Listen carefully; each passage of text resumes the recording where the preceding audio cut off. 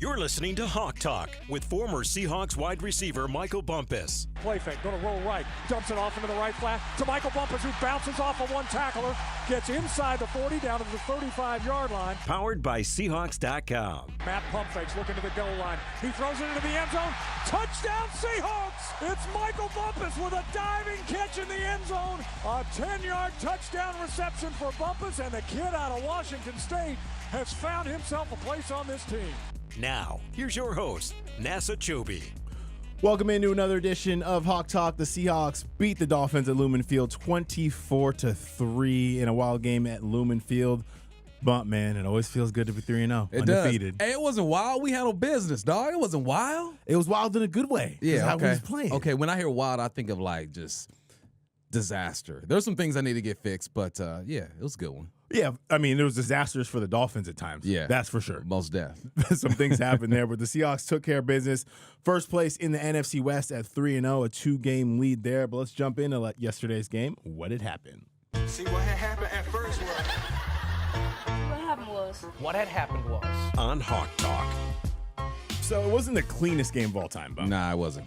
It wasn't. I mean, there was 22 penalties, 11 by each team, and there's probably more flags thrown throughout the game that weren't, a couple offsetting penalties and whatnot.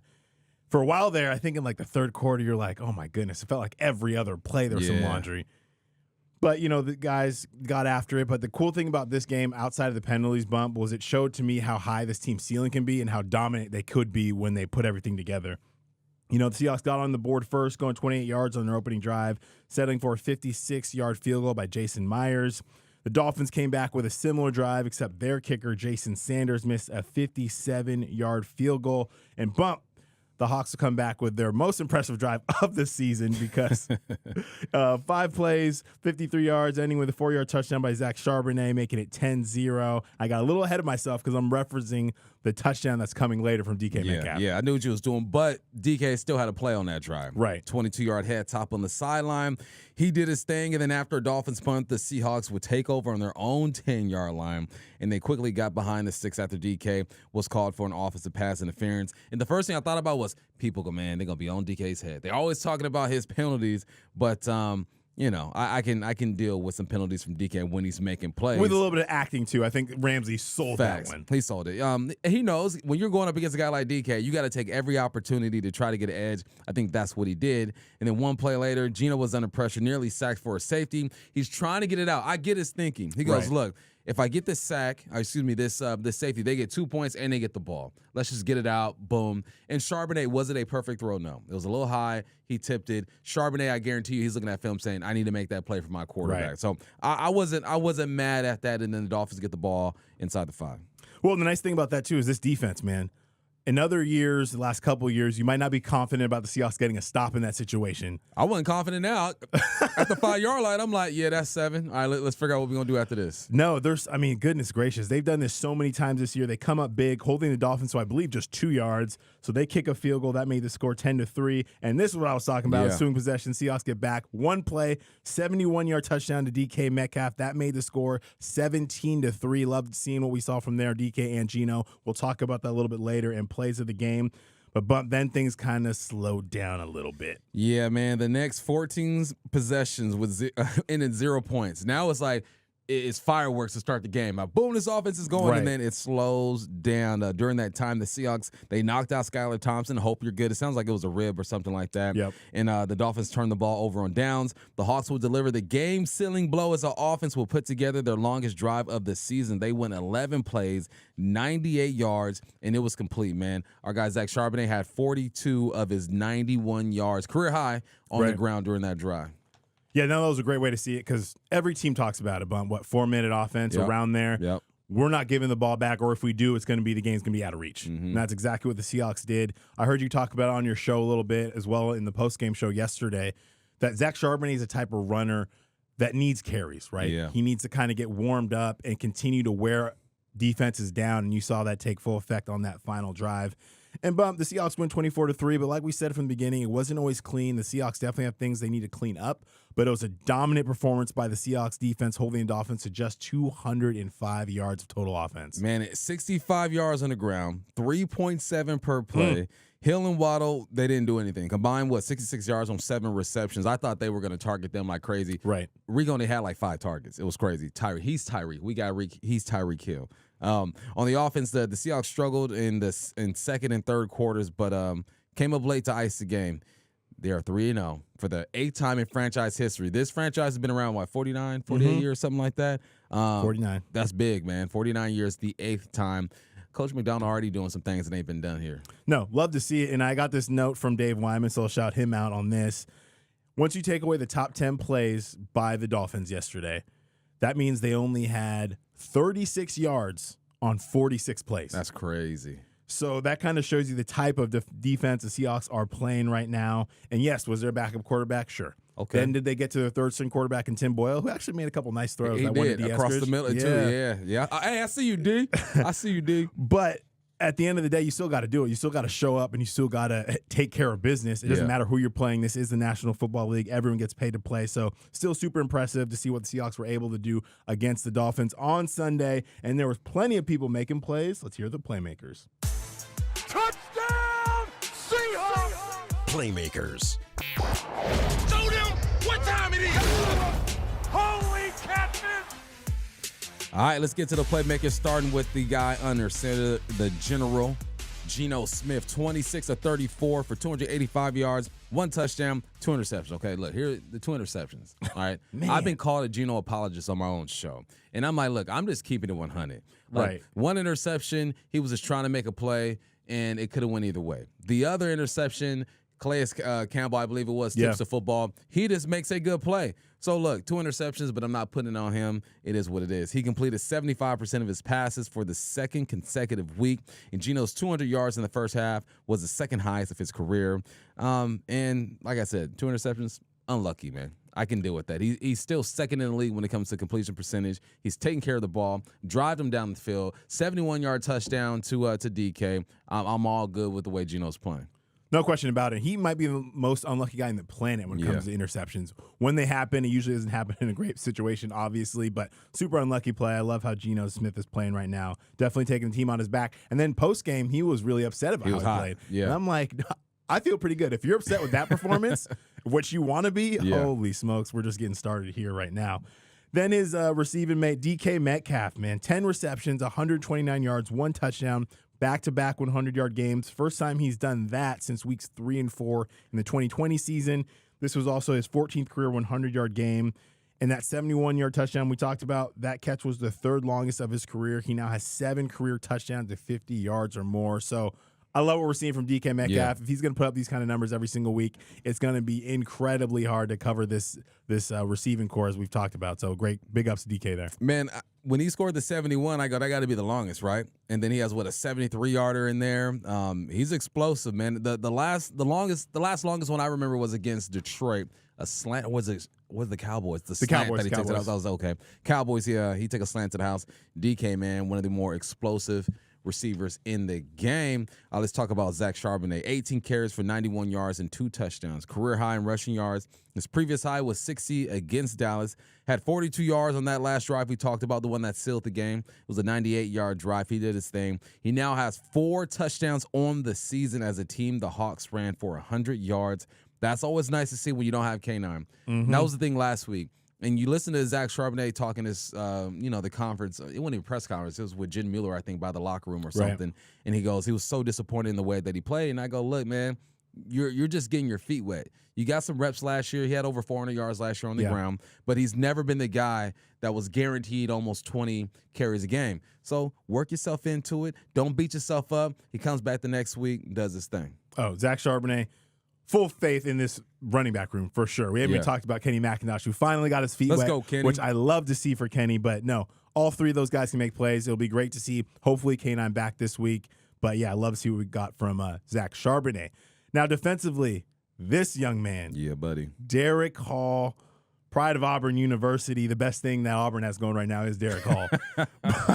Derek Hall had 5 tackles, 2 sacks, 1 TFL, 4 quarterback hits. I love what we're seeing from him because we knew how much potential he had. Mm-hmm. There's a reason John Schneider and company drafted this man. It's because of his physicality, his speed, the way he plays the game with his hair on fire, the way he can rush the passer. And we got to see all of that against the Dolphins on Sunday. And let me tell you, the one play before the end of the half, and Skylar Thompson is sitting there, and everyone, I think, probably, 69,000 people, as well as everyone in the press box, was like, yeah. And then, goodness gracious. Derek Hall, doing your thing. Love to see what we're getting from Hey, you. that man, he had to marinate for a year. He said, look, I'm going to learn a little bit. I'm going to have my highs, my lows, but I'm coming out swinging.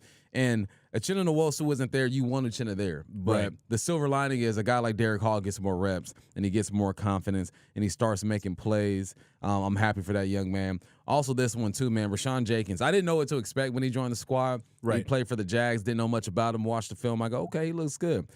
He's been a force to be reckoned with, and he's bigger than what people think. I saw him, in the press room last week, and I sized him up a little bit. I go, yeah, you big, dog. I see you. Yeah. Jenkins had 10 tackles, 8 solo. He plays with an energy and a spark on that back end that I don't think that we got consistently towards the end of last season. Yeah. What I love about Rashawn too, Bump, is that every time I keep hearing Coach McDonald talk about him, or when he spoke about playing this defense, yeah, when you look at the flip card, or if you look at your box score, okay, safety. But he's really playing 3 positions. Yeah. That's the part that really stands out to me, and how complicated as everyone makes this defense that Mike McDonald has brought here, how difficult it is to understand the fact that you're playing 3 positions and how versatile everyone has to be makes Rashawn that much more, intriguing. And, I'm just impressed about what he's doing, because he's doing big things. Most deaf. Then T-Dot. Tyrell Dotson, 5 tackles, 1 sack, huge sack, which we'll talk about a little bit later. 1 TFL, 1 quarterback hit.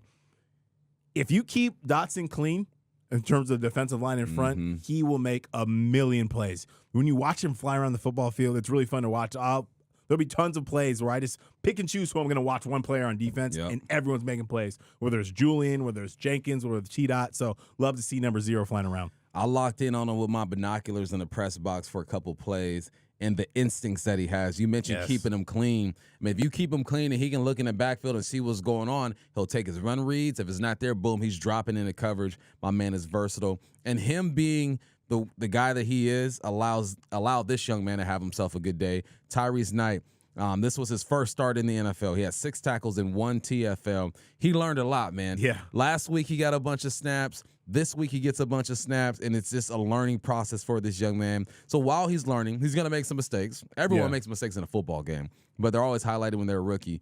He's going to make his mistakes, but he will flash and show you, like, look, if I keep getting these reps, y'all keep putting me out there, I'm going to blossom as a linebacker and do his thing. So you're creating depth with this LB group. You got Jerome, you have Dotson. Now you have Tyrese Knight, who's been getting some time as well. We're not going to mention this young man, Drake. But Drake Thomas was out there doing his thing too, man. Yeah, no, I love that. You talk about depth, and now you feel good where obviously you want Dotson and Baker in the lineup every week, but now you start having other guys being able to play and be like, okay, if someone goes down, we have guys that can step in and play. And just this defense as a whole, I want to highlight 6 sacks, 7 TFLs, 3 passes defended, 12 quarterback hits. They're playing with their hair on fire. You saw what happened. They got put in a couple of difficult positions against the Dolphins on Sunday, and they are just flying around, and they're going to need to.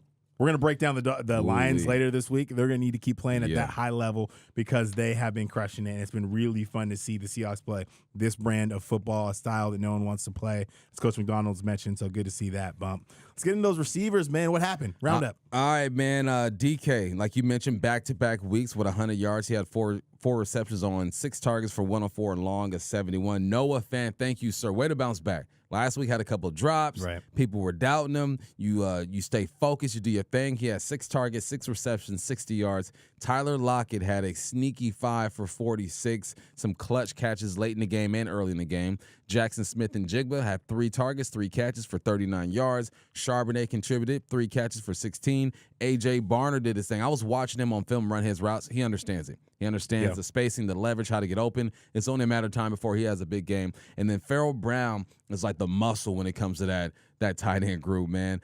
He had 1 for 9. It was a big catch, but he was physical. And then Laviska Shenault had a football that he caught in the flat. Couldn't really do much with it, but he caught it and gained a couple of yards. Hey, anytime you have that many people catching, passes from Geno Smith. It's a great thing for those receivers and other position players.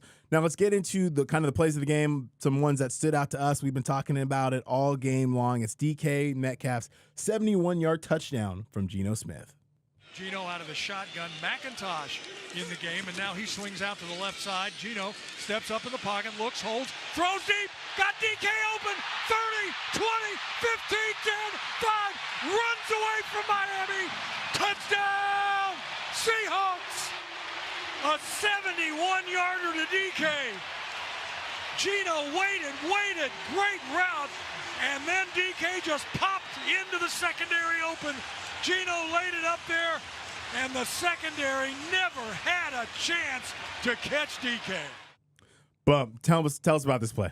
So this is what I think the defense is in. I think they're in a cover 2 match. So what that means is that you're running cover 2, but once someone gets into your zone, it essentially becomes man. If someone leaves your zone, then you pass them off to the safety. I'm watching the way the corner played DK, and I think that's Lockett in the slot right there.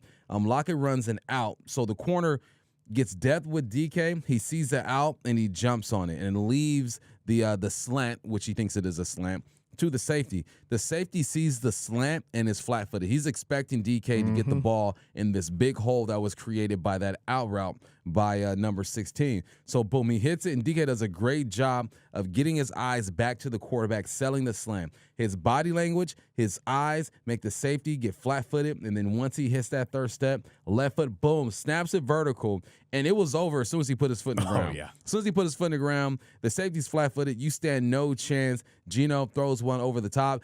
DK had to slow down just a little bit, so he kind of turned the burners on. These are the shots that I'm talking about, man. You got to take shots with DK. So now with what this is going to do, it's on film. Teams are going to be so hesitant to react to what he's doing because they're afraid of the shot right here. Love this for DK, and this was a great response after that interception by Geno. Well, no question. And from a secondary perspective, you know what you call that when you read a play and you're like, okay, that's a slant. I'm going to get here. That's an O read right there. Because you know once you take a step forward or even get flat-footed, when you have a track star type speed from DK Metcalf, you are in trouble and you are not recovering from that. That is the worst place on earth to be as a defensive back with DK Metcalf running full speed towards you. So that was a huge play there. Now, we talked about it also earlier. Tyrell Dodson made a lot of plays. This was his big-time sack on Skylar Thompson. 3rd down and 2. Oh, getting hit, going down is Thompson, and he is really slow to get up this time, as it was Dotson, T-Dot, who came right up the gut, and Skylar Thompson is walking off the field, but he is not well. Yeah, this right here, 3rd and 2. They've packed the formation in, so it's there's a lot of guys on the line of scrimmage. But T-Dot does a good job of not showing that he is going to blitz. He's blitzing from depth, and that's always how you can confuse this offensive lineman. You blitz from depth because they got to focus on what's in front of them right now. There's a bunch of guys on the line of scrimmage. Everybody is covered. It was a great call by Mike McDonald and Dirty right there. This is just acceleration. Accelerate, get to the quarterback, hit him hard, wrap him up. Don't put your weight on him because they will throw a flag on you. And a big 3rd and 2 sack right there. Number 0, get her done. Obviously, he wasn't trying to hurt anybody, but that just shows you the physicality from this defense. And honestly, Skylar was a champ. He tried to stay in the game. You could tell he stayed down for a while there, came back into the game, took another little shot from Draymond Jones, and then was like, okay, I got to stay on goal. That's enough because this defense is flying around, hitting everybody. And I love to see that because, again, consistently, coach talks about it. 12 is 1, a style that no one wants to play. Yep. They're consistently doing that, and I love to see. And we'll wrap it up here with plays of the game. This is Zach Charbonnet capped off that long 91-yard drive with this 10-yard touchdown run. 2nd down and 7, and he stays in the game to Charbonnet, and he gets the handoff, and he looks for running room, and he pops it outside, near side, down to the 1, he's in! Touchdown! Seahawks! Zach Charbonnet scores from 13 out, make it 10 out, and a couple of players had to be pulled apart down on the field, but the big play made by Charbonnet hits it up inside, bounces it outside to the right, and outruns him to the end zone. His 2nd touchdown of the game. makes it 23-3. Yeah, just a zone look right here. What they do is the Hawks do a great job. They overload the left side. You got two receivers tight to the line of scrimmage. You got a tight end in a 2-point stance, 1-by-1 right there. The defense has to adjust. You got to put more players to that side because there's more players to that side. So it's designed to hit towards the left side. Typically, when you run a zone, you leave the backside unblocked. So we used to call this Italy in my offense. Italy, we're going to take care of the backside, so we're good to go. You just got to beat a linebacker. What makes this thing go is, one, Zach Charbonnet is in his groove. He's already had a few carries. He's getting downhill. But big ups to this offensive line. They've been a big topic so far this first 3 games. But on this play, they block it to perfection. You combo to the linebackers. If he gets to the backside, which is the weak side, all you have to do is make a safety miss. That's exactly what happens. Drags another defensive player into the end zone. Big boy run, celebrate. I started him on my fantasy football team. I appreciate you, Zach Charbonnet. Hey, man, Charbonnet, let's go. No, it's really fun to see that. And like you said, at the end of the game, you're at the point defensively, they're just getting worn down. You're talking about breaking a team's will right there. That's what Zach Charbonnet did on that final play and set up the greatest formation in football, especially when it's on your team, victory formation. Here comes the Seahawks offense onto the field and the Vikings defense trudging out there, knowing that one kneel down and the Seahawks are going to wind the clock down and win this one. It's the victory formation on Hawk Talk. Wasn't always pretty, but the Seahawks again pick up another hard-fought victory to improve to 3-0 on the season. Head coach Mike Macdonald became the 5th head coach under the age of 40 since 2000 to win each of his first 3 career games, joining Mike McDaniel, Matt LaFleur, and Josh McDaniels, and Mike Tomlin. So love to see that from coach, doing things that haven't been done for a while, at least, nice company, I should say, and the Seahawks only starting 3-0 for the 8th time in franchise history. Man, minus Mike Tomlin, that group, that's like the young wave group. Mike McDaniel, LaFleur, you got Josh McDaniels. I mean, Josh, he's had his up and downs. But that's a good group right there. The Hawks led from start to finish. They outgained the Dolphins 370-205. They won the time of possession 31 minutes to 28. Had 8 more first downs and were all over the backup quarterback, Skylar Thompson. It was rough for him, man. He was sacked 6 times. 7 TFLs this defense had, 3 passes defended, 12 quarterback hits. Come on. Violence and speed all over the field. That's a tough combination to play against. And offense, Zach Charbonnet, career day. We talked about it. DK Metcalf goes over 100 yards for the second consecutive week. And again, some people might say that this win doesn't matter as much because there's a backup quarterback. I'll say this until I'm blue in the face. I'll say it loud for the people in the back. Never apologize for wins in the National Football League. Quite frankly, at any level, but especially in the NFL, there's professionals on both sides. There's all pros on the other side. Facts. There's head coaches that get paid. Mike McDaniel is a hell of a coach as well. So don't apologize for wins. The Seahawks are 3-0, and no one can take anything away from that. Don't take anything for granted, Bump. Nah, you can't, man. You take your wins. I don't care if they started a receiver at quarterback against us on Sunday. You take those wins, baby. Hawks in first place. And now you got to go to Detroit for Monday Night Football. It's going to be a good one. Oh, yeah. Seahawks have won the last couple games in Detroit. They have been shootouts. This is going to be a hell of a matchup. I cannot wait to talk about that game. Me and Bump will be back with you on Thursday to break down the Lions and Seahawks matchup. Seahawks win against the Miami Dolphins, improved to 3-0 on the season. He's Michael Bumpus. I'm Nasser. Until next time, this has been Hawk Talk.